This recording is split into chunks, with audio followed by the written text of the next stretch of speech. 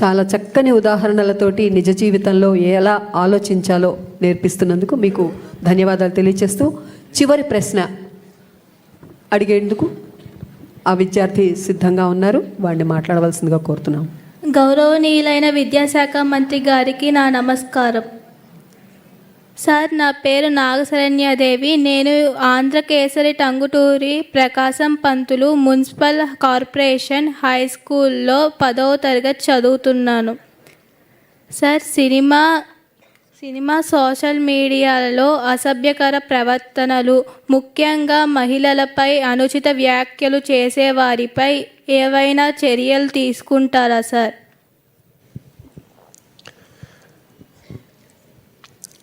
చెల్లి, నా స్పీచ్లో ఈ విషయం పైన చాలా స్పష్టంగా మాట్లాడాను. మీరు అడుగుతాం కూడా చాలా మంచిది. 1-10 సార్లు సమాజంలో కూడా చైతన్యం తీసుకురావాలి. ఒకటి, చట్టాలతోనే సమాజం మొత్తం మారిపోతుందని నేనైతే నమ్మట్లేదు. మార్పు మన ఇంట్లో మొదలవ్వాలని నమ్మే వ్యక్తిని.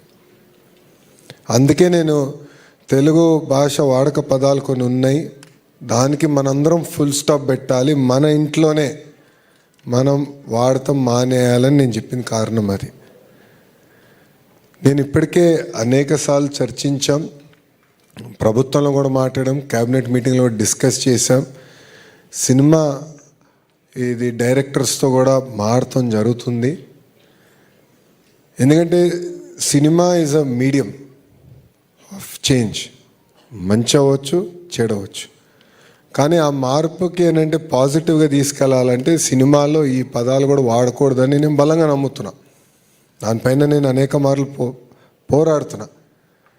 ఇక్కడ చాలామందికి తెలియదు, నేను మా ప్రత్యర్థి పైన ఎంత పోరాడానో చంద్రబాబు నాయుడు గారితో 4 రెట్లు ఎక్కువ పోరాడా. ఎందుకంటే మాదొక పార్టీ అనేది మాదొక వ్యవస్థ, వ్యక్తులపైన ఆధారపడి ఉండదు, వ్యవస్థ నడుస్తుంది. ఆ వ్యవస్థలో సంస్కరణలు తీసుకొచ్చేదానికి నేను అనేక సార్లు పోరాడా. పాలిట్ బ్యూరో అని మాకు వ్యవస్థ ఉంటుంది, దాంట్లో డిస్కషన్ జరుగుతూ ఉంటుంది. నేను అనుకుంది అవ్వకపోవచ్చు, కానీ 2, 3, 10, 50, 100 సార్లు మాట్లాడితే కొన్ని సంస్కరణలు 2 సంవత్సరాలు పట్టింది నాకు తీసుకొచ్చేదానికి. కానీ తీసుకొచ్చాం, వదిలిపెట్టలే. నమ్మకం దానికోసం వదిలిపెట్టుకోండి. అదేవిధంగా సినిమాలో కానివ్వండి, వెబ్ సిరీస్లో మహిళల్ని కించపరిచే విధంగా మాట్లాడేదానికి లేదు, ఉండకూడదు, ఆ పదాలు వాడకూడదని బలంగా నమ్మే వ్యక్తిని నేను. దానికి నేను అహర్నిశలు పోరాడతాం. రెండోది ఇక్కడ చాలా ఇంపార్టెంట్ ఇష్యూ. పెద్దలు అన్నట్టు సోషల్ మీడియా కానివ్వండి, సెల్ ఫోన్ కానివ్వండి, పాజిటివ్ ఉంది, నెగిటివ్ ఉంది. పాజిటివ్ ఏంటంటే ప్రపంచంలో ఏం జరుగుతుంది, మార్పులు చేర్పులు ఏం జరుగుతున్నాయి, టెక్నాలజీ ఏ రకంగా వెళ్తుంది తెలుసుకున్నాక మంచి అవకాశం ఉంటుంది. కొన్ని కొత్త విషయాలు తెలుసుకున్నాక అవకాశం ఉంటుంది. కానీ సోషల్ మీడియాలో కొంతమంది మహిళలు కించపరిచే విధంగా మాట్లాడుతున్నారు. బాధాకరం అది. మగవాళ్ళు కూడా కొంతమంది పెడుతున్నారు. దానిపైన ఇప్పటికీ చాలా కఠినంగా వ్యవహరిస్తున్నాం. దానికి బలమైన చట్టం కూడా తీసుకొస్తాం, దాంట్లో ఎలాంటి సందేహం లేదు. చట్టంతో పాటు నేను బలంగా నమ్మేది, పుట్టిన దగ్గర నుంచి మన ఇంట్లో మాట్లాడాలి, మహిళల్ని కించపరిచే విధంగా మాట్లాడకూడదు. ఇన్ఫ్యాక్ట్ కూనా గారితో నేను అనేక మార్లు మాట్లాడాను.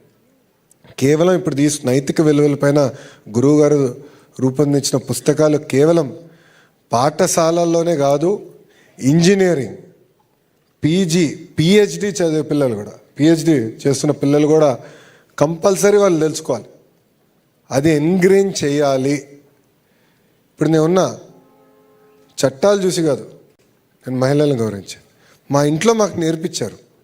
మా సొంత ఇంట్లో మా నాన్నగారు అమ్మగారు పైన ఎట్లా మాట్లాడతారు, ఎంత గౌరవిస్తారు, ఇది నేను చూసి పెరిగిన వాడిని.